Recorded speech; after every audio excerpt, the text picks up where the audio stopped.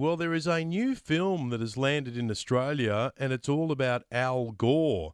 Al Gore is the former Vice President of the United States, and he's the godfather of climate change alarmism. A new film is claiming Al Gore is a fraud. The film is called The Climate According to Al Gore. It goes through Al Gore's entire life history. It concludes that Al Gore's climate politics is all about offsetting his personal insecurity. Now, Joel Gilbert is the director of the film. He knew Al Gore personally when he worked with him many, many years ago.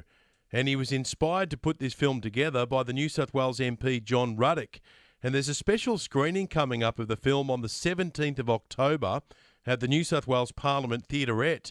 You can buy a ticket by going to climatealgore.com. climatealgore.com. And the maker of the film, Joel Gilbert, is with me live in the studio right now. Joel, welcome to Australia. Hey, great to be here. I love it in Australia already. Lovely to have you here. The climate's okay for you? It's perfect. It's kind of like Southern California, so am I right? Some days are warm, some days are cold. Low humidity. I like it. And what about your history with Al Gore? You worked with him? What was that role that you were undertaking when you worked together? I did. I'm originally from Tennessee, so when I went to Washington, to D.C. to be a student, I got a job as an intern working for Al Gore in his U.S. Senate office when he was a conservative senator from Tennessee. And what changed? With Al Gore, well, we get into that is, look, Gore was a liberal Democrat.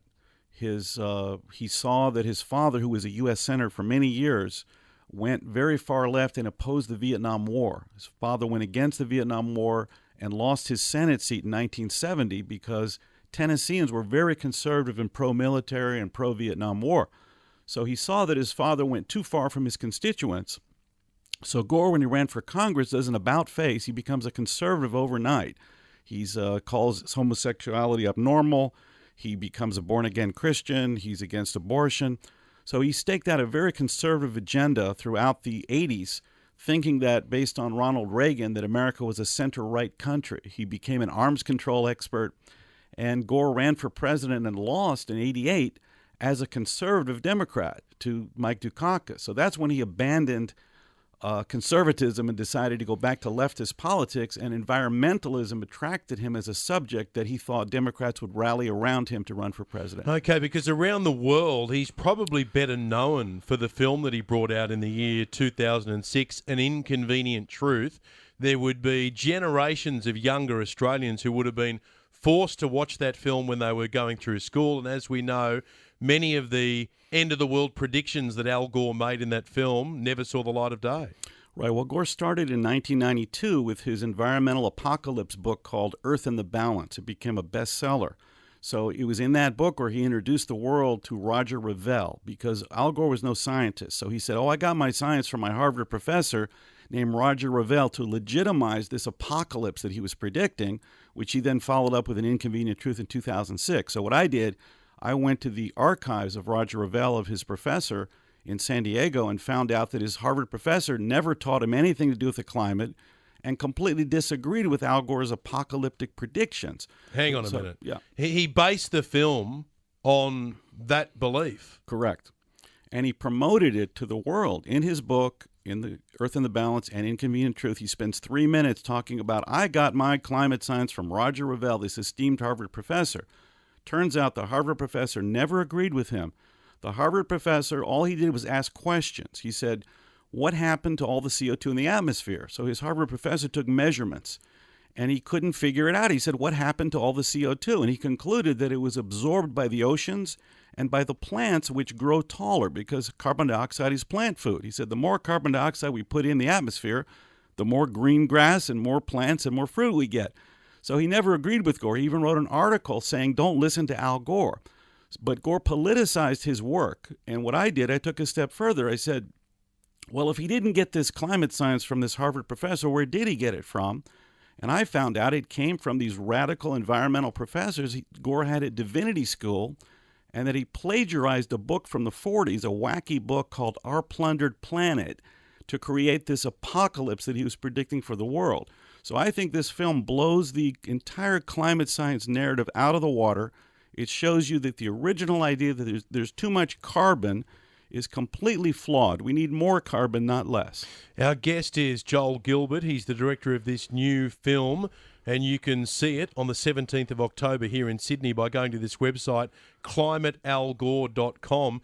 Based on what you've just told us, Mr. Gilbert, it's scary to think that this film was shown in classrooms. Kids were being tested on it, even though it's got all of these holes. Well, Gore was able to take over all of our media, politics, and entertainment with this idea and this concept that there's too much carbon and we're all going to die in 5 years or 7 years if we don't stop using fossil fuels and stop using energy.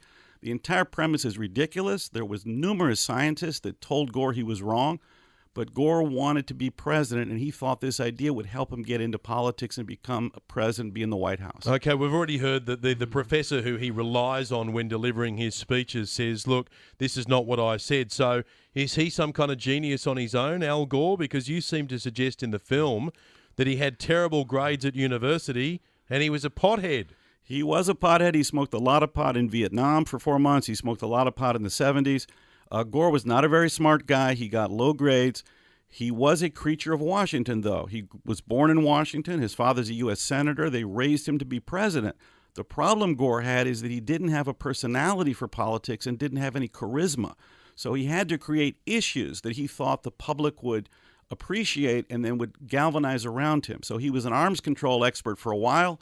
Once Reagan won the Cold War, he turned to environmentalism, thinking that would propel him to the White House. When you go through the film from 2006, An Inconvenient Truth, and then fact-check it against what's actually happened by 2024, I'll tell you what, it's almost a fiction as opposed to anything based around fact. All the predictions of the global ice caps melting and flooding of low-lying cities never happened. In fact, but from the late 90s to about 2010, of course, and even to today, the Earth kept getting colder. So they changed the concept from global warming to a new concept called climate change, so that any seasonal weather in the summer, the winter, the spring, whatever the weather is, they say, oh, that's climate change. Give us more money for these crazy climate programs and do what we say. Are you still in contact with Al Gore? I'm not. I actually emailed him because he knows me. I work with him. I actually ran into him in the Nashville airport a couple of years ago and flew to L.A. and sat next to him. He remembered me. We had a nice time. He didn't respond. I asked to interview him for this.